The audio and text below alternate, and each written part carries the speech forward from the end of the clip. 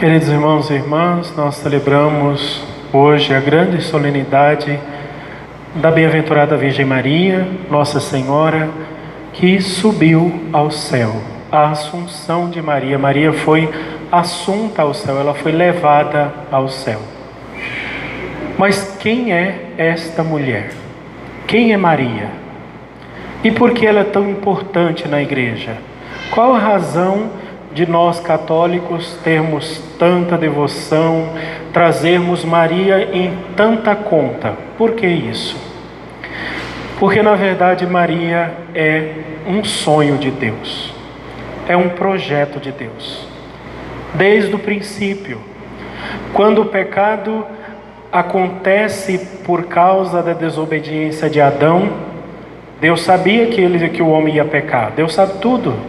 Ele já havia sonhado com ela, com a Virgem Maria. Tanto que quando Adão e Eva foram castigados, logo em seguida, Deus fala com a serpente. Com Adão e Eva, Deus ainda dialoga. Adão, o que você fez? Adão responde. Pergunta a mulher, Eva, o que você fez? Eva responde. A serpente, ele não quer conversa com ela. Ele simplesmente diz, você rastejarás no pó da terra, colocarei inimizade entre a tua descendência e a descendência da mulher. Qual mulher? Maria. Maria, a mulher também do Apocalipse. E haverá uma inimizade tão grande entre a descendência da mulher e a descendência da serpente. É até pesado o que eu vou dizer agora, mas todos os filhos da serpente odiarão Maria. Todos que são da descendência de Satanás odiarão Maria, porque ela é a mãe do Verbo, a mãe de Jesus. Ela foi escolhida por Deus desde o princípio para ser a mulher. Por isso, Jesus chamava ela sempre de mulher. Publicamente, ele chamava ela de mulher. Intimamente, na sua casa, ele chamava ela de Imá. Como nós sabemos que ele chamava ela de Imá? Imá quer dizer minha mamãezinha querida. Sabemos porque os apóstolos chamavam ela assim. E eles aprenderam dele como chamava-se, como se referia a Maria. Maria, ela é a rainha do céu, a rainha dos homens, a rainha da terra. E vejam que até isso Deus pensou. Quando o povo de Israel queria um rei, eles não viviam em sistema monárquico, eles viviam em sistema de tribos. Todos os povos tinham um rei. O povo de Israel não tinha rei. Queriam porque queriam um rei. Quando fizeram o primeiro rei, o rei de Israel tinha várias mulheres. Por exemplo, o rei Davi teve até 1000 mulheres, se casou com 1000 mulheres. Qual das mulheres do rei era a rainha? Nenhuma delas. A rainha de Israel era sempre a mãe do rei. A mãe de Salomão, quando ela foi coroada rainha, conta no livro, na Bíblia, que ela entrou solenemente, ele fez uma profunda reverência a ela, beijou as mãos da sua mãe e colocou-a sentada do lado direito. Estas mulheres do Antigo Testamento, as mães dos reis, que eram as rainhas mães, elas já eram a figura de Maria. Por isso aqui na igreja, quando eu cheguei aqui na paróquia, eu fiz questão de colocar os pedestais aqui, e a Virgem Maria do lado da cruz de Jesus, a rainha sentada no seu trono. Quando a gente tira essa imagem da nossa padroeira para fazer a coroação no mês de Maria, o trono dela fica vazio, nenhum outro santo senta-se no trono da rainha. Ela é soberana, a Virgem Maria. Nós vimos aqui no Apocalipse uma imagem belíssima de Maria. É também a imagem da igreja. Mas vejam como descreve o Apocalipse de São João. Apareceu no céu um grande sinal. Qual o grande sinal? Uma mulher vestida de sol. Uma mulher revestida de Deus. Ela está cheia da graça de Deus, tanto que quando o anjo Gabriel aparece a ela, ele a saúda dizendo, ave cheia de graça, repleta de graça. Ela está revestida de Deus por dentro e por fora. Na barriga traz o filho e por trás toda a graça de Deus. A mulher revestida de sol. Maria, ela é a base da igreja, ela é o fundamento da igreja. Ela e a igreja são imagens interlaçadas, interligadas. Ela traz na cabeça uma coroa de 12 estrelas, significam as 12 estrelas, as 12 tribos de Israel, a herança do povo antigo, e os 12 apóstolos, que o Apocalipse depois vai dizer que eles são os alicerces da igreja. Maria sustenta na sua cabeça, na sua coroa, a igreja de Deus, e ela que gera o Filho de Deus dentro do seu ventre. No Apocalipse coloca que a mulher e o dragão estão em constante batalha, uma luta travada para sempre. Lá no Gênesis, Deus disse que a serpente ia ferir o calcanhar da mulher, ou seja, a serpente ia fazer a mulher sofrer muito, porque muitos dos seus filhos seriam levados para o inferno com a serpente. Feriria o calcanhar dela. Ela levaria por todos os séculos, por todo o tempo, uma dor constante, uma dor de sepultar muitos filhos. E ela enterrou muitos filhos no inferno, infelizmente. Mas também, grandiosa mulher esmagaria a cabeça de Satanás com seu calcanhar. Ela é sempre superior ao dragão. E o dragão foge de Maria, tem pavor de Maria, tem ódio dela, porque ela tem algo que ele jamais conseguiria ter. Ela tem humildade e ele tem prepotência. Ela tem a graça, ela tem Deus e ele não tem nada. Ele só tem as trevas e a escuridão. São duas imagens completamente diferentes: a mulher e o dragão. Maria, aquela toda revestida de Deus, e traz no seu ventre o Filho de Deus. O Evangelho de hoje também, ele é maravilhoso, daria para a gente falar um monte de coisas, mas não dá tempo. Apenas uns pequenos retalhos.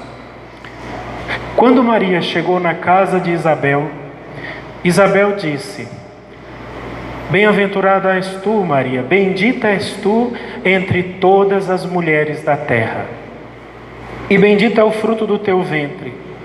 Quando a tua saudação, quando a voz de Maria chegou no ouvido de Isabel, o bebê que estava na sua barriga dançou de alegria. É a mesma imagem que nós vemos quando o acampamento dos judeus receberam a Arca da Aliança. Levaram a Arca da Lei, as tábuas da lei dentro da Arca da Aliança até o acampamento do rei Davi. E o rei Davi ficou tão alegre que começou a dançar e a pular, né? Ele com roupas soltas, né? Começou a ver as vergonhas dele. A mulher dele chama ele para dentro e diz: toma vergonha na cara, que história é essa, ficar dançando desse jeito na frente dos outros, né? Mas do mesmo jeito que o rei Davi dançou diante da Arca da Aliança, também João Batista dançou diante da Arca da Aliança, que é uma aliança completamente diferente, infinitamente superior da aliança do povo de Israel. Ela trazia dentro do seu ventre o próprio Deus. Deus estava com ela. E depois, o que discorre o texto, o cântico de Maria, o Magnífica, ele revela que Maria tinha uma consciência perfeita de Deus. Ela tinha dentro do seu ser, dentro do seu coração, a imagem perfeita de Deus. Veja como ela diz: a minha alma engrandece o Senhor, e o meu espírito se alegra em Deus meu Salvador. Ela sabe exatamente quem é Deus, porque ele olhou para a humildade de sua serva, ela tinha consciência de quem ela era também, e a sua misericórdia se estende de geração em geração a todos que os respeitam. E ela começa a descrever os fatos, né? Os dados heróicos de Deus. Ele mostrou a força do seu braço, dispersou os soberbos de coração, elevou os humildes. Ela sabia exatamente quem era Deus e trazia dentro de si a imagem perfeita de Deus. Maria, ela foi escolhida por Deus para ser tudo isso: a rainha, para ser a mãe de Deus, para ser a mulher revestida de sol, para ser a criatura mais perfeita de toda a obra. Maria, ela é a imagem do ser humano perfeito. Adão e Eva lá no paraíso também foram criados como Maria, Eles foram criados sem o pecado original, eles foram criados para amizade com Deus, eles sabiam quem era Deus, mas desobedeceram e perderam essa graça. Maria não. Ela permaneceu obediente, ela permaneceu virgem, ela permaneceu casta, ela permaneceu junto a Deus. E a festa que nós celebramos hoje, o Papa, quando escreveu a bula, 1950, ele descreve exatamente que a Virgem dormiu. Ela passou pela morte como todo ser mortal, como todo ser humano, mas ela não passa pelo drama da morte. A morte é apenas a passagem necessária para entrar no seu trono, na sua casa, no seu reinado. Então a Virgem Maria, hoje nós celebramos esta grande festa. A Virgem Maria entrou no céu de corpo e alma. Está sentada diante do seu Filho Jesus, intercede e cuida da igreja sempre. A função de Maria, o papel de Maria desde o princípio até agora é o mesmo: cuidar da igreja e continuar gerando Jesus dentro de nós, fazendo Jesus ser feito dentro dos nossos corações.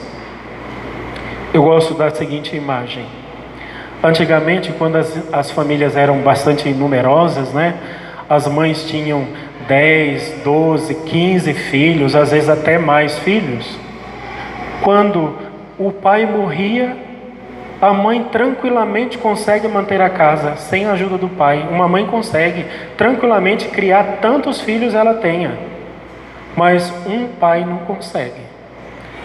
Agora, hoje em dia, que os pais já são tão parecidos com as mulheres, é tudo igual, os papéis são todos iguais, então as coisas ficam meio nebulosas. Mas antigamente, quando a mãe morria, o pai pegava os filhos e dava para os irmãos, dava para alguém, entregava para os padrinhos cuidarem dos filhos, porque o pai não dava conta, a mãe consegue. E eu tenho certeza que a Igreja de Deus permanece viva, permanece firme até hoje, porque Deus deu uma mãe maravilhosa. Quantas igrejas permanecem unidas a Cristo por causa de Maria? No Japão, tem uns amigos que moram no Japão, eles dizem que durante 30, 40 anos, algumas comunidades passaram sem padre, sem sacramento, sem batizado, sem casamento, sem nada. E o que foi que manteve a fé viva daquele povo? Eles rezavam o terço. Era Maria que mantinha. Aqui no nosso Mato Grosso, nas cidades de Nobres, Jangada, Corizal, por ali, nos sítios, nas glebas mais distantes, que o padre vai lá uma vez por ano, o que é que mantém aquela comunidade unida durante todo o ano? Maria, o terço. Maria, ela é a joia da coroa de Deus. Ela é a rainha do céu e da terra. Mas o que é mais bonito de tudo isso é que esta mulher tão grandiosa, tão especial, tão de Deus, é tão nossa também. A rainha tão soberana, nós podemos simplesmente chamá-la de minha mamãezinha querida, assim como chamavam os apóstolos. Que a Santa Mãe de Deus, que está no céu e também aqui conosco, ela nos abençoe hoje e nos dê o dom da fé. Porque não existiu na face da terra alguém que acreditou mais do que Maria. Nenhuma mulher na face da terra vai poder dizer: eu gerei Jesus dentro do meu ventre, eu amamentei o próprio Deus no meu seio. Nenhuma mulher vai poder dizer na face da terra: Deus me chamava de mãe. Nunca, nenhuma mulher vai poder dizer isso. Apenas Maria, a nossa mãe.